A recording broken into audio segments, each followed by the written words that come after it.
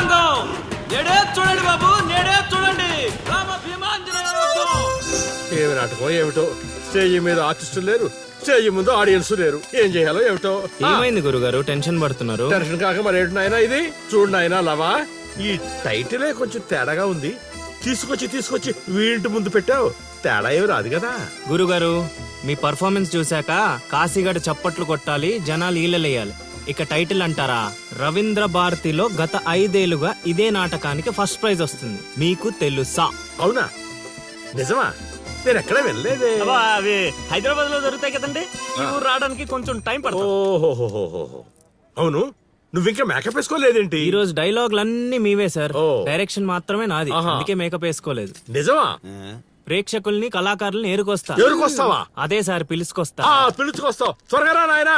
ఈ లోపు మేము రిహార్సల్ చేస్తూ ఉంటాం. బాణం అందుకో. నువ్వు రాగం అందుకో.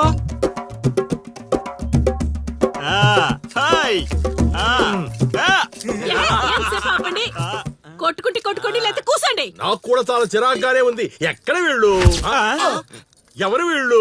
వీళ్ళు కూడా మనలాంటి గులాకారులే గురుగారు. ఓహో, ఏం జరుగుతోంది నాయనా? యుద్ధమా? సిద్ధమేరామా నాయనా ఆయుధాలు జాగ్రత్త నాయనా, దెబ్బలు తగులుతాయి. ఇవే కదా. సరే అలాగే.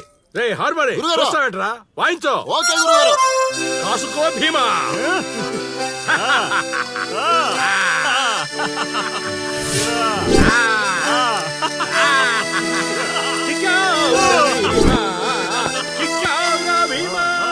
ఏం జరుగుతోంది నాయనా? యుద్ధం. రేయ్, నోటికి మాట లేదు, కంటికి చూపు లేదు. దీనికోసమారా నన్ను ఊరు నుంచి తీసుకొచ్చారు? కూర్చునే క్యారెక్టర్ ఇచ్చారు, ఆడి వరకు సంతోషించు. గెలిచారు. ఏం జరుగుతోంది నాయనా? కిరీటం పడిపోయింది, నేను గెలిచాను.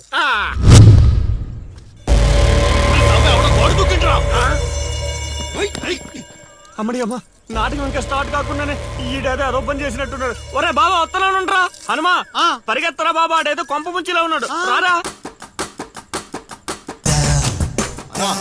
ఇంటర్కి గోడ దుక్కున్నాడనా? మీరేంటి సార్ ప్రతిసారి నన్నే తగులుకుంటారు? ఏంట్రా కథ? నా ఇంటి చుట్టూనే తిరుగుతున్నావు. మొదటి నుంచి నీ మీద నాకు అనుమానంగానే ఉంది. అనుమానమా? అమ్మా మహాతల్లి, నీకు ఇంతకు ముందు చెప్పాను, ఇప్పుడు చెప్తున్నాను. నా పేరు లౌడు, నేను పగటి వేషగాడిని. ఏదో మా హనుమంతుడు తప్పిపోతే వాడిని వెతుక్కుంటూ వచ్చానంతే. కావాలంటే మా నాటకాల సెటప్ కూడా మీ ఇంటి ముందే వేసాం, చూడండి. ఏమండి గురుగారు, ఏక్ బార్ ఇద్దరు ఆహో. అమ్మని అమ్మ, వీడేంటి మళ్ళీ కుంపలో ఉన్నాడు? నన్ను నమ్మండి అమ్మా. అమ్మా నమస్కారం అమ్మా. నువ్వేంటి మళ్ళీ ఇక్కడ? సార్ మన హనుమంతుడు తప్పిపోతే వచ్చాను గురుగారు. హనుమంతుడు తప్పిపోయాడా? ఎక్కడరా హనుమంతుడు? అవును కదా, తప్పిపోయాడు హనుమంతుడు. ఇడుగో మా హనుమంతుడు వచ్చేసాడు బాబు. ఇంతసేపు ఎక్కడికి పోయావురా? వెళ్ళానండి. వెళ్ళకూడదా అండి? మీరు ఎలా చూస్తే మళ్ళీ వస్తుందండి. అమ్మా, ఇక మీదట వీడు ఈ ఇంటి పరిసర ప్రాంతాల్లో కనపడకుండా చూచే పూచి నాది తల్లి. ఈ ఒక్కసారి క్షమించి వదిలేయమ్మా. పద. రేయ్, మళ్ళీ ఏమైందిరా నాయన? చైత్ర,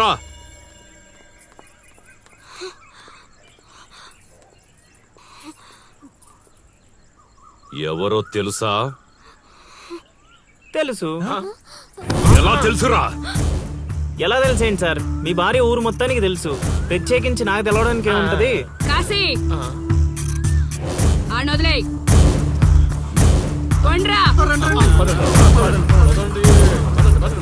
ఓ మనిషిని మాటి మాటికి కదిపితే అదే మనకు ప్రమాదం అవుతుంది.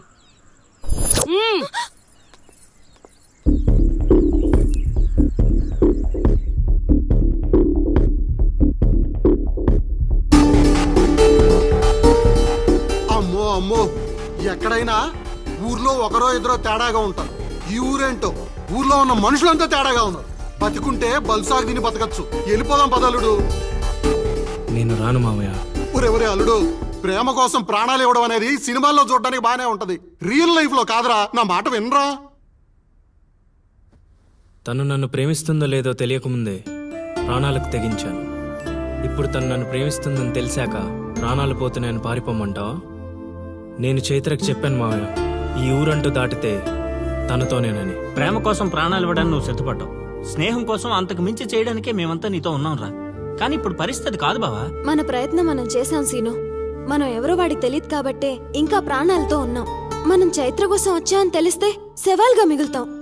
వెళ్ళిపోదాం. ఏం జరుగుతుందిరా ఇక్కడ? అది కాదు గురుగారు. సీను, నన్ను వెధవని చేసినందుకు నేను బాధపడటం లేదయా. వీళ్ళు చెప్పేది కూడా విను. వాడికి ఈ విషయం తెలియడానికి ముందే మీరందరూ ఇక్కడి నుంచి వెళ్ళిపోవడం మంచిది. ఎక్కడికి వెళ్తారండి? ఎక్కడికి వెళ్ళమంటున్నారు? మీ అక్క కూతురు వాడి వల్ల చనిపోయినా మీరు వాడిని ఏమీ చేయలేకపోయారు. చైత్ర వాళ్ళ అమ్మ నన్ను వాడి నడు రోడ్డు మీద నరికేసినా సరే వాడిని ఎవరు ఏమీ చేయలేకపోయారు. ఇప్పుడు ఆ అబ్బాయి తన కోసం ఏదో చేస్తానంటున్నాడుగా, చేయనివ్వండి. వాళ్ళ కోసం మనం ఏం చేయగలమో అది చేద్దాం. చూడు సీను, రేపు మన ఇంట్లో పూజ ఉంది. చైత్రాన్ని ఇక్కడికి తీసుకొచ్చే బాధ్యత నాది. ఆ తర్వాత ఏం చేయాలో నువ్వు ఆలోచించుకో.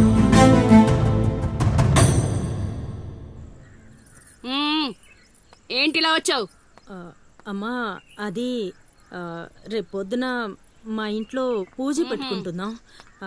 అందుకని మీరు కూడా వస్తే బాగుంటుందని. అది మీరు వచ్చేవాళ్ళు ఎవరు లేరు, పో. పో.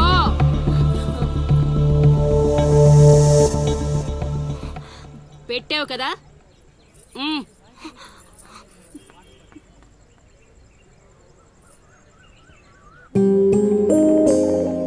చైత్ర, ఈ ఊర్లో నిన్ను కాశీ ఇంటి నుంచి బయటికి తీసుకురావడం అనేది ఎవరి వల్ల కాదు.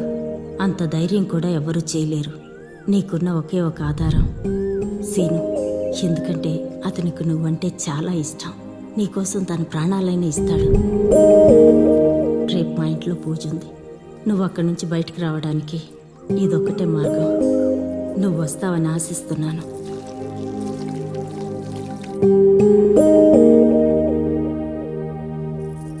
అక్కడ పెట్టు. ఏం మాట్లాడవేంటి?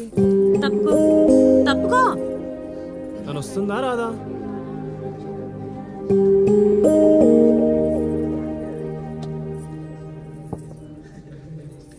అరే,